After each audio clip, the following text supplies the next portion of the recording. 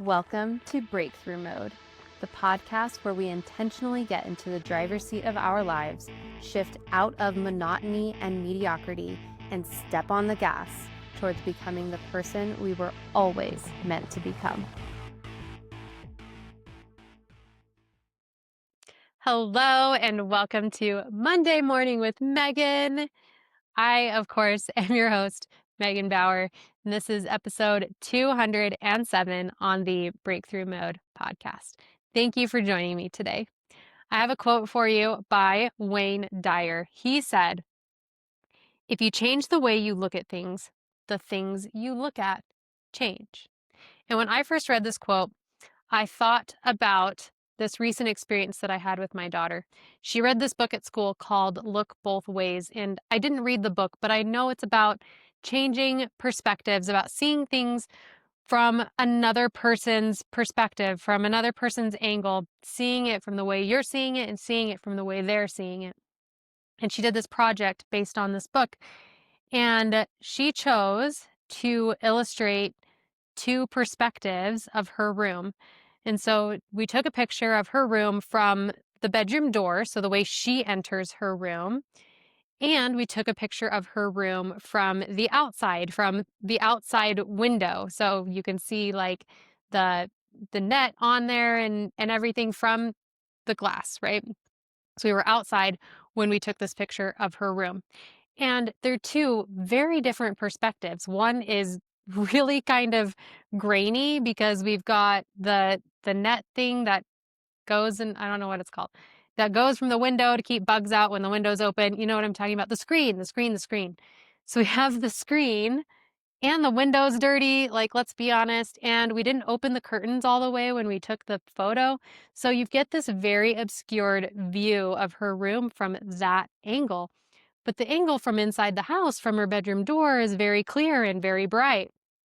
So you have these two very different perspectives of the same thing. So when you're looking at a thing, a belief, a thought, a negative event even, know that there are multiple angles to this thought, this event, this belief. And you get to choose which perspective you view it from and which perspective holds the most weight for you in your body and in your mind. You can decide how important each perspective is for you, right? So Jake and I can have different perspectives on something, and I can be like, I see what you're saying, but I'm still believing this. This is still what I think. And sometimes you can be like, oh, I see what you're saying, and I think you're right. So you get to choose which perspective holds the weight for you. Knowing that there are different perspectives, knowing that there are different ways to see things, though, is the power. That is the practice. Because when you don't take things just on your first impulse, just on face value, just on first thought, when you do some exploratory work, you may find that there are other ways of seeing it that actually feel more true, other ways of seeing it that feel more real.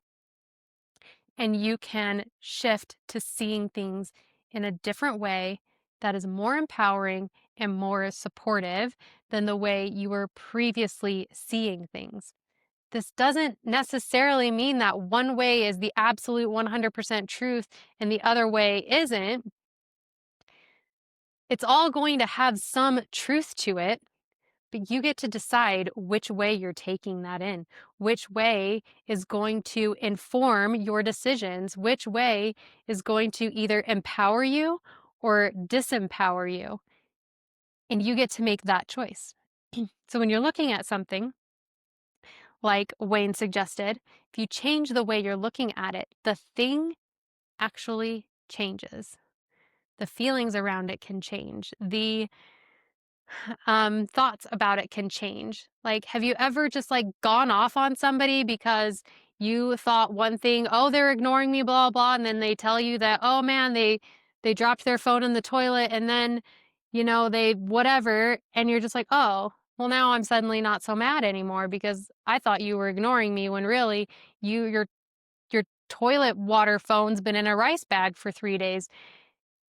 Your perspective changes, but the thing didn't actually change because the reason that you were mad was your friend wasn't talking to you.